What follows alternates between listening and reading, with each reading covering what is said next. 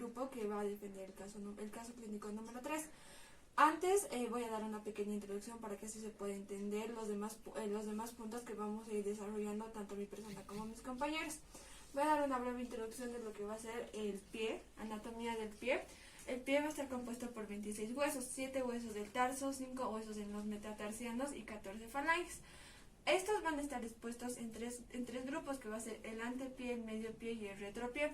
El retropié va a estar conformado por lo que es el astrágalo y el calcáneo, el medio pie por el navicular y las 3 cuñas, y el antepié va a estar conformado por lo que van a ser los huesos de los metatarsianos y los falanges. Voy a hablar también y voy a hacer referencia a lo que van a ser las articulaciones. Bien, no voy a hablar de todas las articulaciones, voy a dar antepié a lo que van a ser las articulaciones que voy a tocar en mi caso clínico, que van a ser principalmente dos: la cuña metatarsiana, la cual va a estar conformada o va a ser la articulación que va a unir al primer metatarsiano con la segunda cuña. Esta articulación va a ser de tipo encaje recíproco, y la segunda articulación de la cual habla mi caso clínico es la articulación tarso-metatarsiana, también conocida como la articulación de Lisfranc, la cual va a unir la zona anterior de la primera cuña, las caras tanto de la segunda y tercera cuña con la parte anterior del cuboides y las áreas posteriores de los metatarsianos.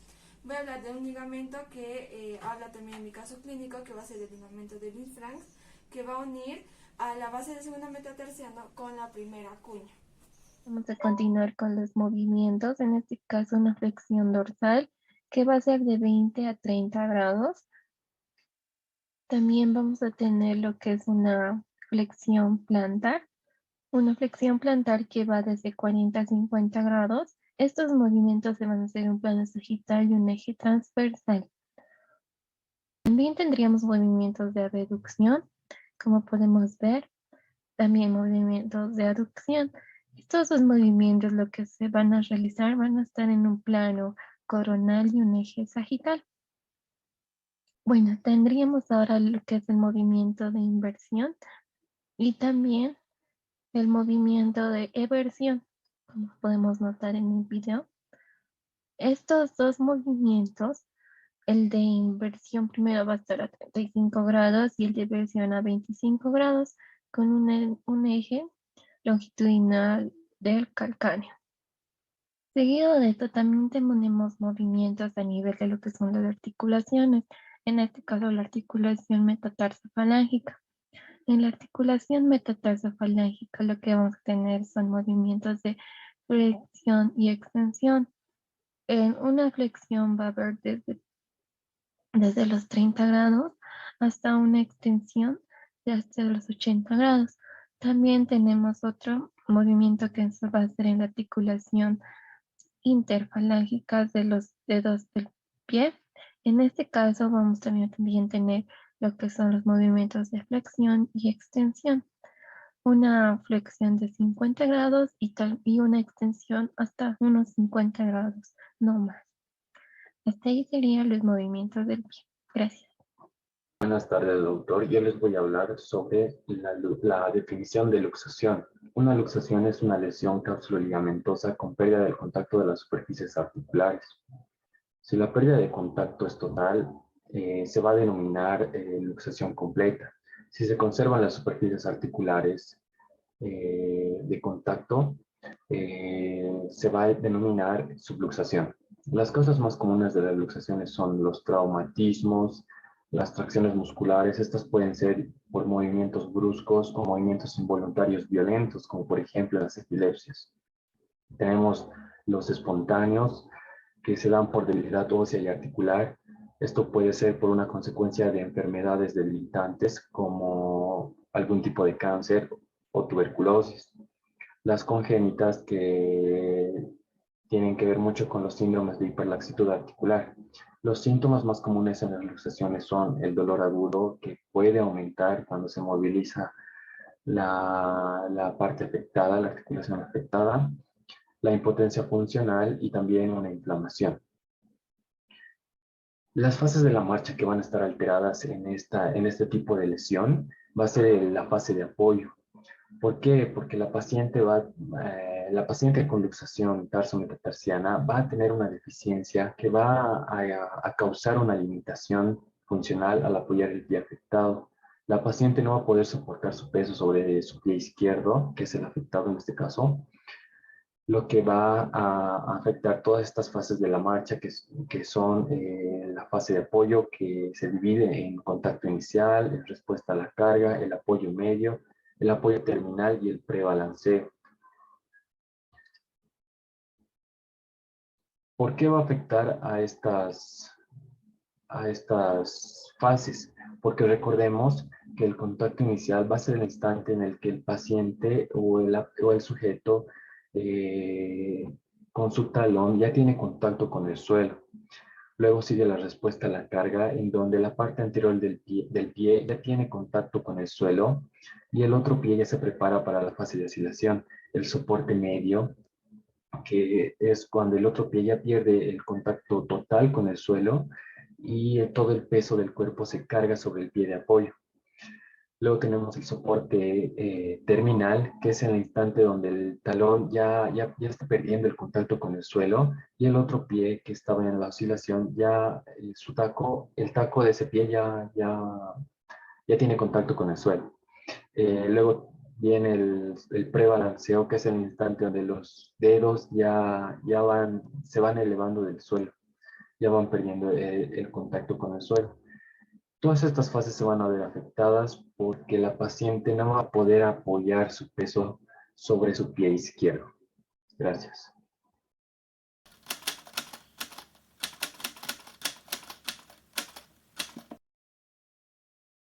Buenas tardes. Necesito primeramente que me dé unos datos sobre usted y sobre la niña. El nombre completo de la niña. Aitana, Ya. Asher, Ayadir. Ya. Edad. 5 años. Fecha de nacimiento.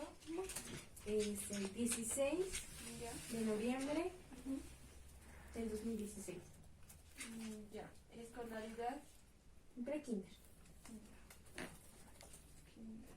Procedencia. ¿Dónde ha nacido? ¿Aquí en La Paz? Sí. En Murillo, ya. Ahora necesito que me dé su nombre completo. Nombre completo. Mayra Estela Ayadir Sales. Ya. Edad. 30 años. Ocupación. Administradora de empresas. Estado civil. Soltera. Cédula de identidad. 83 Ya. 43 Ya. 90. Y su celular. Sí. Su número de teléfono. 68 07 82 Ya. 63.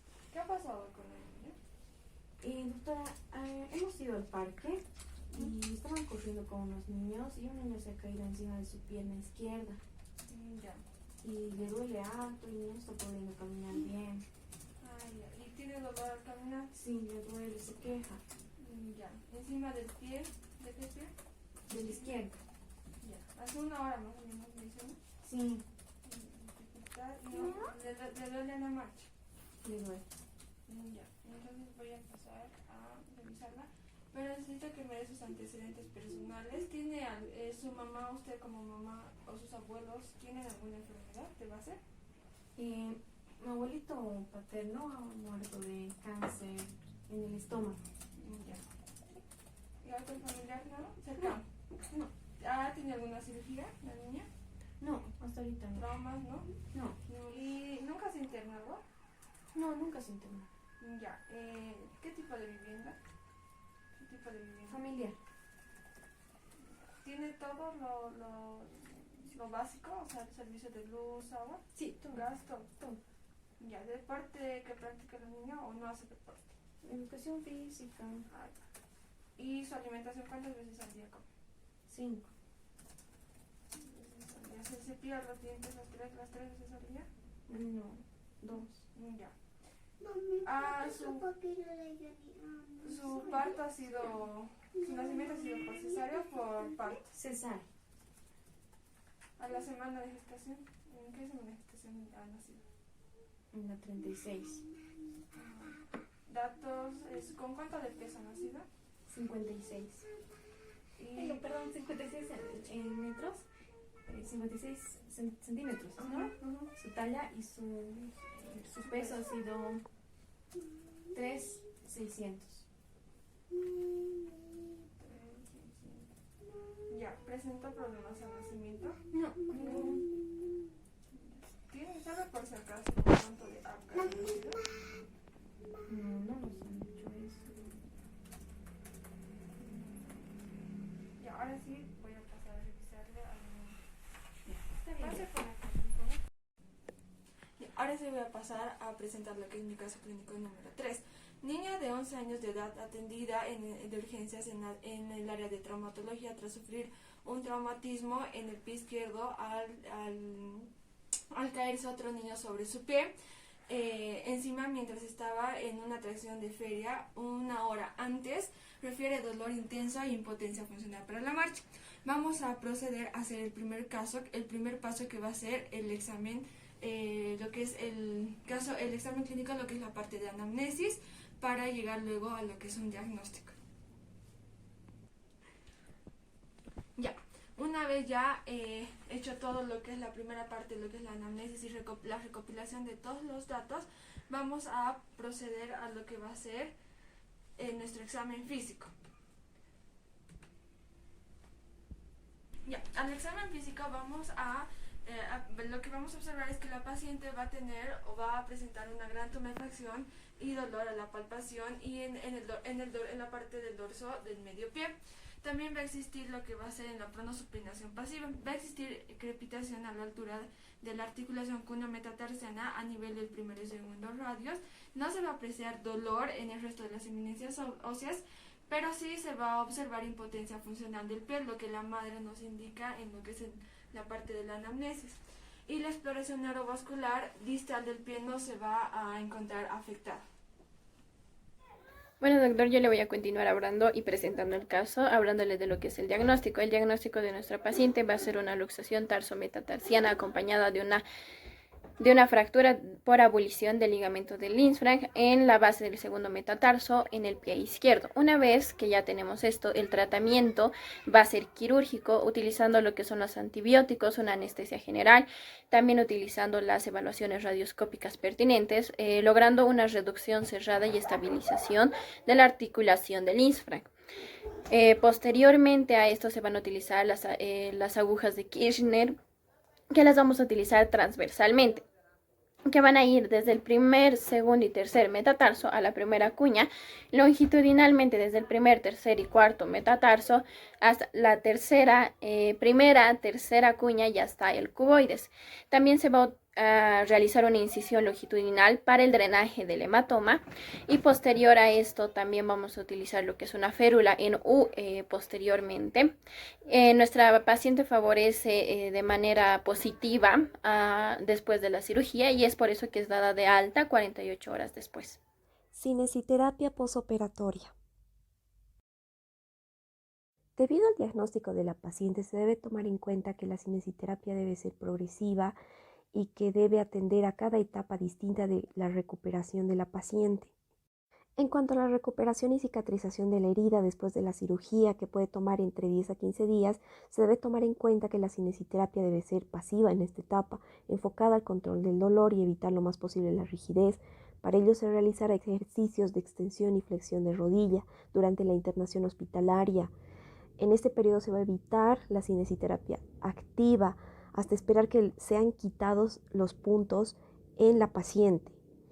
Tras este periodo posoperatorio, el segmento va a quedar afectado y débil, con una movilidad disminuida, y después se va a proceder a la inmovilización del pie aproximadamente durante unas 6 a 8 semanas, y se va a realizar movimientos activos en este segmento, circundantes a la zona afectada, para poder producir una mayor irrigación y evitar la rigidez.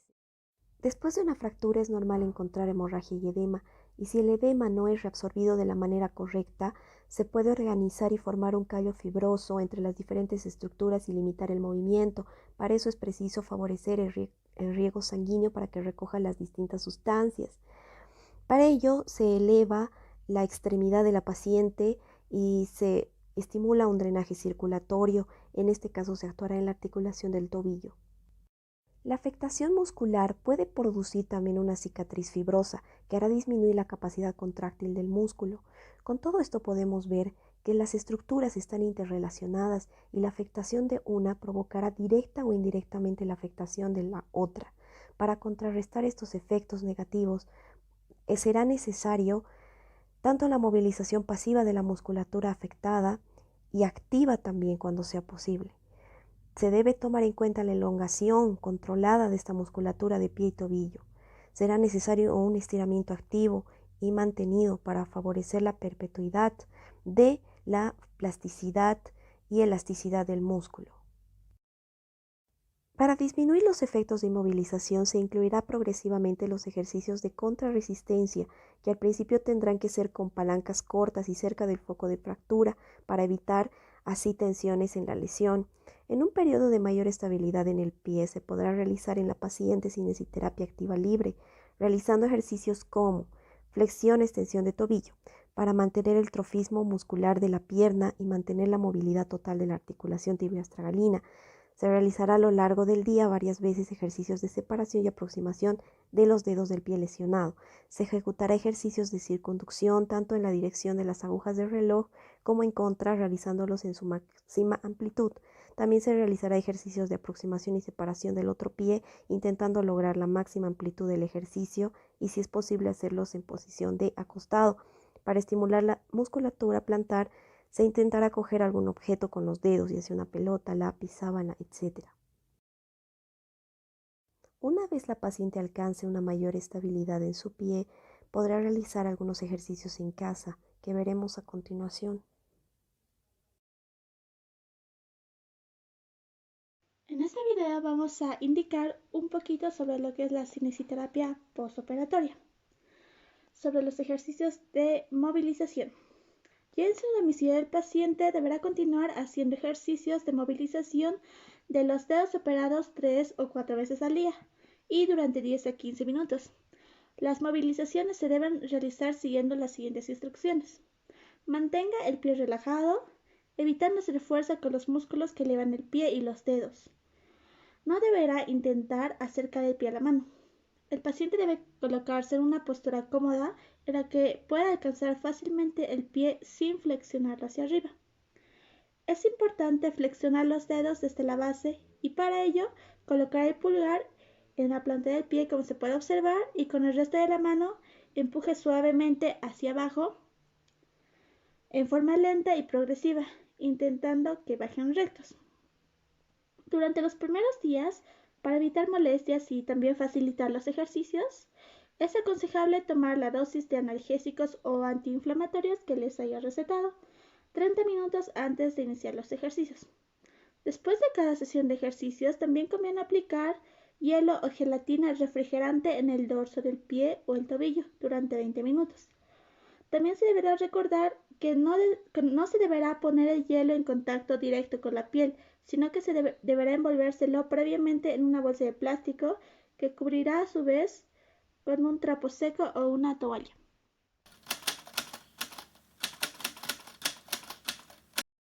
Progresión de descarga de peso.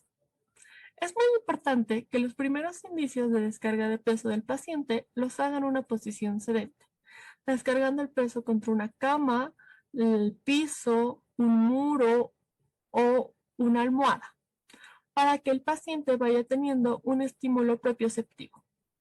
Para un correcto descargo de peso se deben realizar ejercicios propioceptivos y se puede manejar la descarga de peso en porcentajes. Vamos a empezar con movimientos propioceptivos en una cadena cinética abierta.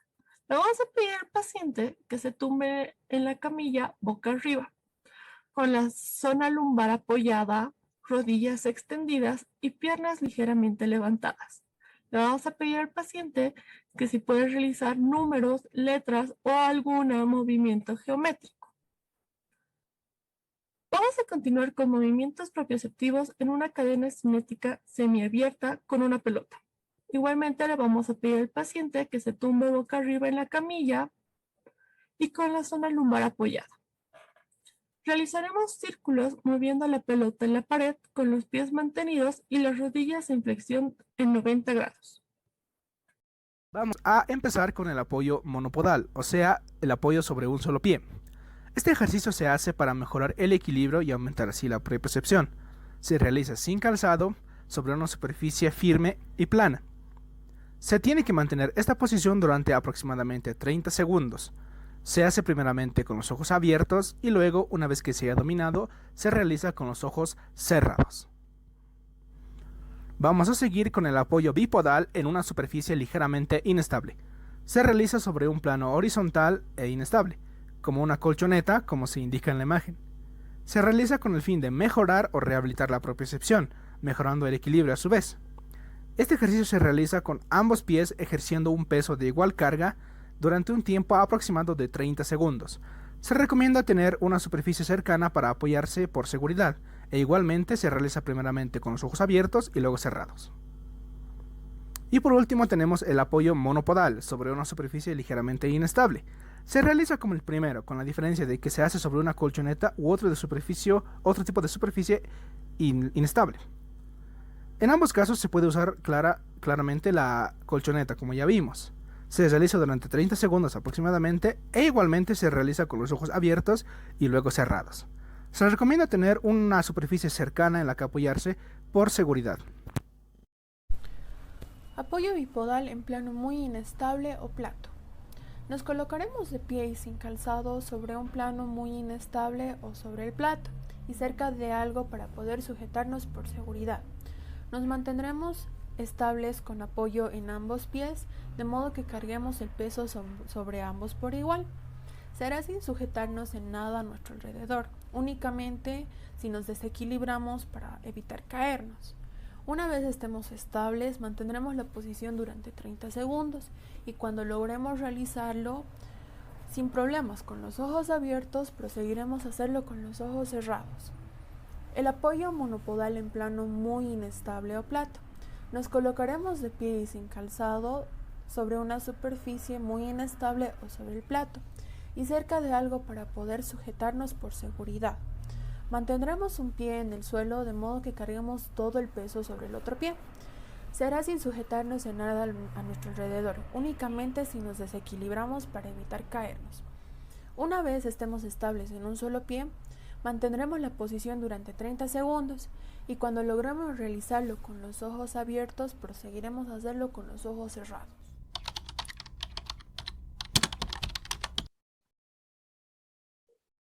Tratamiento ortopédico. En estos casos, colocaremos una botina de yeso por una duración de 6 a 8 semanas, seguida de una órtesis de soporte plantar, permitiendo la carga progresiva durante 4 a 6 semanas y evitando las actividades forzadas, como la carrera, saltos, antes de los 3 a 4 meses. Inicialmente, el paciente se mantendrá en descarga con bastones ingleses y se le permite la carga con peso en función a la tolerancia del paciente. En cuestión de usar una órtesis después de una cirugía, podríamos observar las siguientes que son muy recomendadas para esta lesión: las botas ortopédicas. Tenemos aquí, por ejemplo, la bota de protección ligera para el tobillo, que es ideal para la postcirugía. Esta tiene las siguientes características. Está hecha con células de aire inflable, se usa después de una fractura de pie, tobillo o pierna, usa bomba integrada, sus celdas de aire dentro del andador se pueden inflar. Y por último, podemos decir que esta reduce y acelera la recuperación del paciente. La bota ortopédica inmovilizadora corta. Esta va a ser usada en lesiones de tejidos blandos, esguinces de segundo y tercer grado con fracturas estables. También va a ser en uso postoperatorio, trauma y rehabilitación.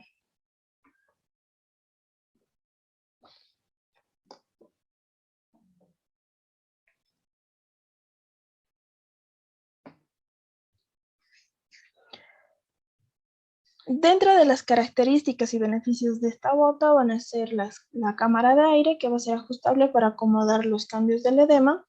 También la bomba integrada, que va a ser sencillo de inflar y ajustar. Y los montantes de plástico, que van a ser moldeables. También los montantes de plástico moldeado con ranuras para fijar las correas. También va a estar lo que es la plantilla. Esta plantilla va a ser mucho más ancha para poder aumentar la estabilidad del paciente. Y también las suelas van a estar diseñadas para amortiguar y reabsorber los impactos. También vamos a tener en cuenta lo que son las correas de gancho y bucle, que son fáciles de usar. Son ajustables para adaptarse al contorno de la pierna. Y también vamos a decir que esta bota es diseñada, es un diseño universal, ya que esta se va a poder colocar ya sea en el pie derecho como también en el pie izquierdo. Buenas tardes, doctor. Continuando, tenemos la bota ortopédica inmovilizadora larga. Esta está diseñada para aumentar la estabilidad y ayudar a reducir el dolor y los edemas tras traumatismos o intervenciones quirúrgicas. Sus suelas acolchadas en el interior y exterior están diseñadas para absorber el impacto y apoyar el talón y mejorar el confort de los pacientes. Su perfil bajo, con suela curvada, favorece un caminar natural y reduce las presiones plantares. Proporciona rango de movimiento protegido. Ajustes de rango de movimiento entre 45 grados en flexión plantar y 30 en dorsiflexión, con incrementos de 7,5 grados. Las férulas verticales presentan topes en posiciones de 0 grados, 7,5 grados, 15 grados, 22,5 grados y 30 grados de flexión plantar y dorsiflexión. Esta bota es denominada bota Walker y es una de las férulas ortopédicas más solicitadas para la recuperación de lesiones del pie. Su función es contener una extremidad inferior en casos de esguinces, fracturas u otras lesiones que requieran suplementar el apoyo e inmovilizar la zona. Usar una bota Walker puede ser necesario dependiendo de la gravedad de la lesión. Por ejemplo, para esguinces leves o distensiones muchas veces no se utiliza, pero en casos más agudos, como puede ser una fractura, donde se requiere una inmovilización total, la bota Walker puede ser un sustituto ideal del yeso. Una de sus grandes ventajas es que permite lograr la inmovilización total requerida durante periodos prolongados de tiempo, pero a la vez puede quitarse para realizar ejercicios de rehabilitación y así prevenir la pérdida de tono muscular y evitar mantener posturas incómodas debido al peso del yeso. Considerando que puede llegar a ser necesario utilizarlas durante varias semanas, es importante tener una recuperación cómoda, práctica y eficiente. Actualmente, muchos especialistas recomiendan el uso de la bota Walker en lugar del yeso. Sin embargo, depende del criterio de cada profesional médico, por lo que se recomienda consultar con el traumatólogo qué tipo de inmovilización es la más adecuada para cada talón. La bota Walker se indica habitualmente para esguinces, fracturas de pie, fracturas de tobillo, de tibia o peroné, así como para lesiones en el tendón de Aquiles, entre otras. Si necesitas usar una, se debe tomar en cuenta los siguientes aspectos. Primero, es importante que el talle sea el adecuado para el paciente. Segundo, no hay que apoyar la punta del pie, sino descargar el peso sobre el talón. Y tercero, a cada paso es preciso girar 90 grados el talón. Este tipo de órtesis la podemos clasificar de diferentes formas. Tenemos una clasificación por su longitud. Tenemos botas Walker largas o cortas. Por su articulación tenemos articulados con control de flexo-extensión o fijos. Por su estructura tenemos con bivaldos o con dos tutores laterales. Y por sus características tenemos que incorporen neumáticos o no. Muchas gracias.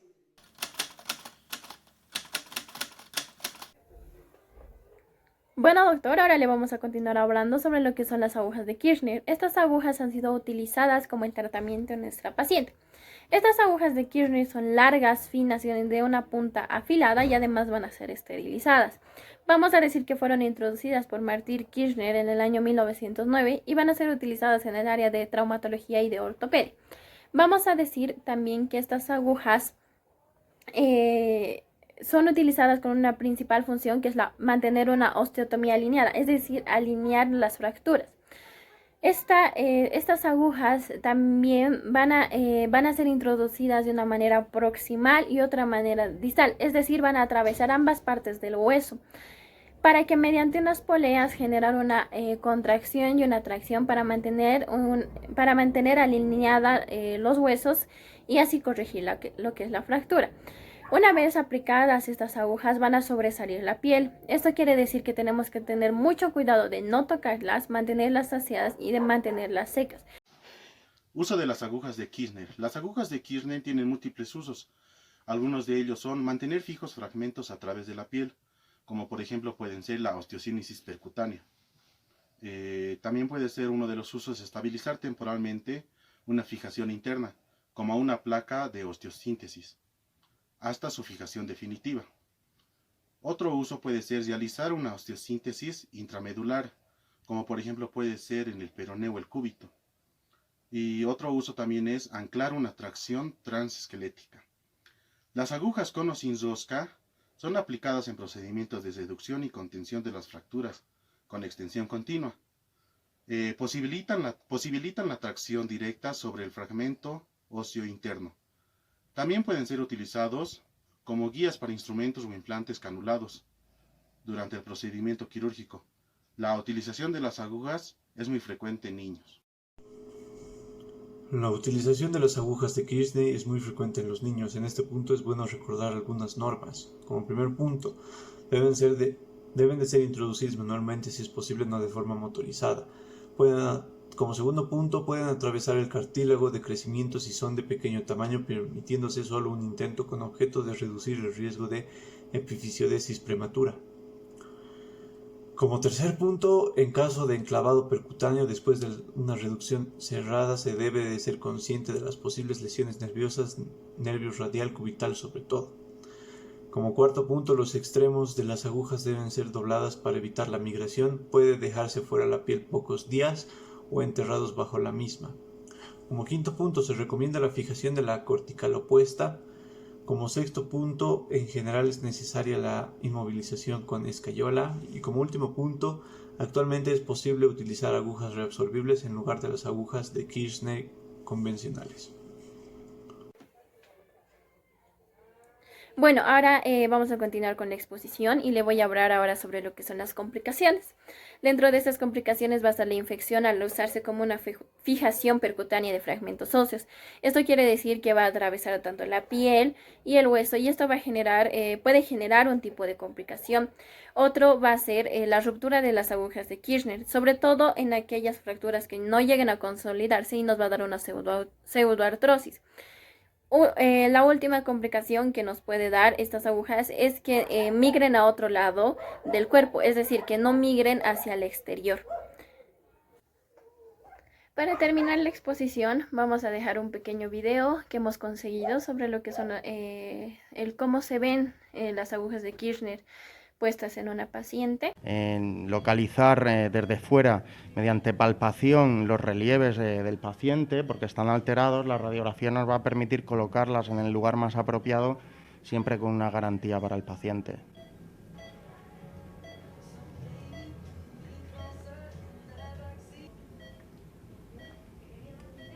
Doctora Marta Guillén, la especialidad de traumatología requiere muchas veces hacer casi milagros desde el punto de vista de la anatomía. Este tipo de síntesis con agujas en cirugía de mano es muy habitual porque nos permiten una versatilidad tremenda, porque depende del tipo de lesión podemos acondicionar el tipo de implante que ponemos. No siempre hay tornillos para sujetar fragmentos de menos de 1 milímetro, entonces las agujas percutáneas con este sistema de fijación externa nos permite manipularlas, pero está claro que es un poco artesanal. Es fundamental la experiencia del cirujano.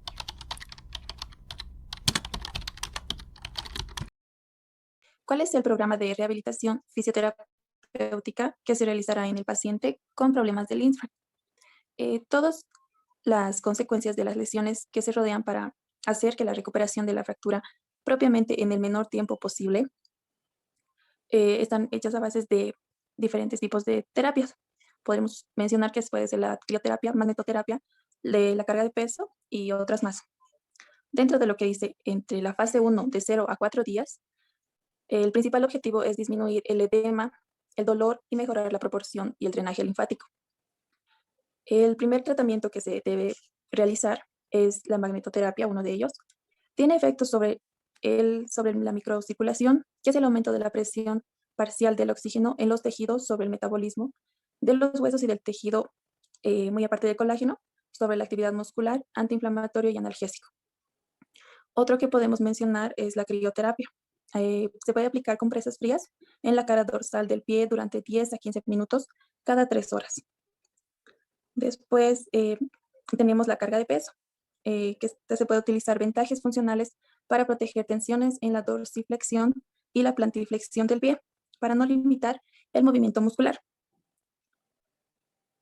Dale. La otra imagen.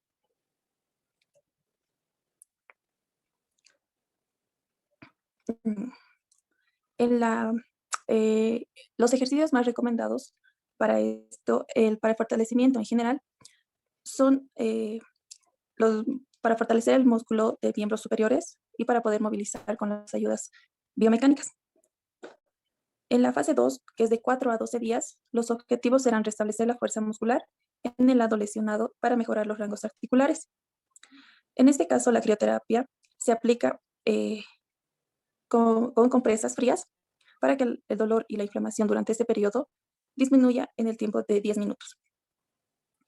Ejercicios isotónicos son tanto como la plantiflexión y la dorsiflexión, que se puede utilizar una toalla o una banda elástica. Los ejercicios de fortalecimiento comienzan subiendo escalones de 10 a 15 centímetros cada escalera. Y por último, los ejercicios de propriocepción. El paciente estará sentado en una silla con el pie lesionado encima de una pelota. Se le pide realizar rodamiento hacia adelante y hacia atrás. Para la fase 3, esta fase 3 va a ir de los 12 a 20 días. En esta fase los objetivos van a ser mejorar rangos articulares, aumentar lo que es la fuerza muscular y mejorar la propiocepción. Vamos a hacer lo que es fortalecimiento del tibial posterior mediante ejercicios isotónicos. También vamos a realizar lo que es fortalecimiento del tríceps sural mediante ejercicios isométricos. Fortalecimientos de los músculos extensores de los dedos del pie mediante ejercicios isométricos e isotónicos. También vamos a realizar fortalecimiento del cuadrado plantar de pie mediante ejercicios isométricos e isotónicos. Fortalecimientos de flexores de los dedos del pie mediante ejercicios isométricos e isotónicos. De igual manera, fortalecimiento del aductor del dedo gordo mediante ejercicios isométricos e isotónicos. También vamos a hacer lo que es fortalecimiento de los peroneos mediante ejercicios isométricos e isotónicos.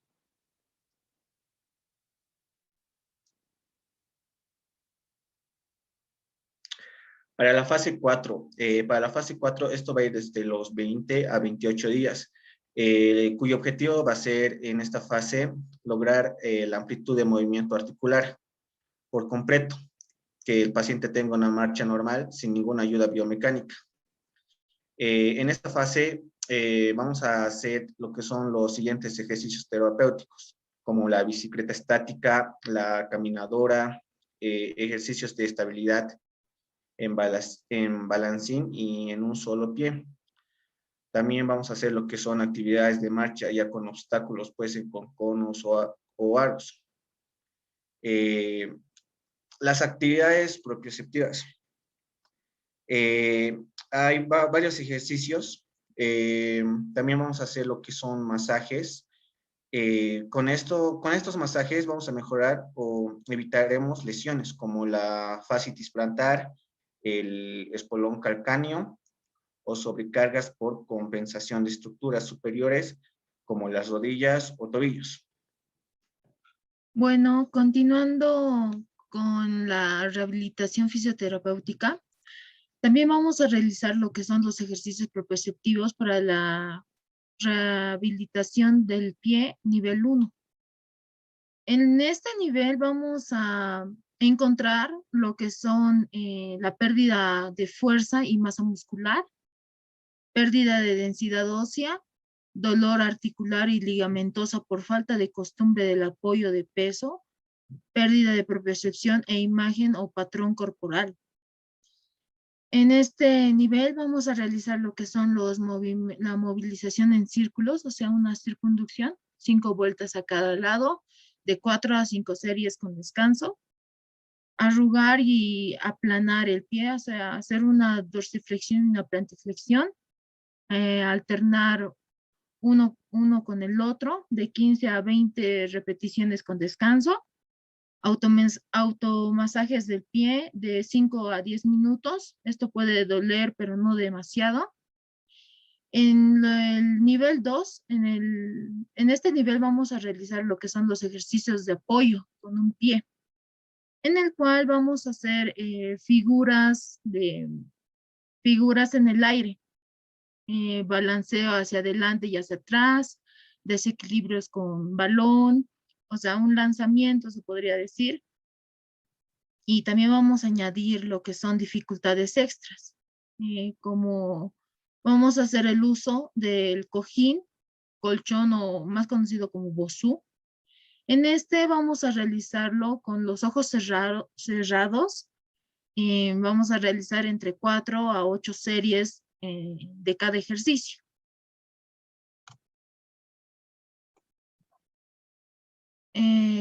En el siguiente nivel, que es el nivel 3, vamos a hacer lo que son los saltos laterales sobre el bosú. 10 veces a cada lado, 5 repeticiones del ciclo con descanso, con flexión de rodilla variable. Salto frontal sobre el bosú, 10 veces a cada lado también, 5 repeticiones del ciclo con descanso, con flexión de rodilla variable. Y vamos a terminar con el salto y caída sobre superficies irregulares. Aquí también vamos a hacer el uso del bosú. Vamos a hacer de 15 a 20 repeticiones con descanso y toda la atención en el ejercicio. Gracias.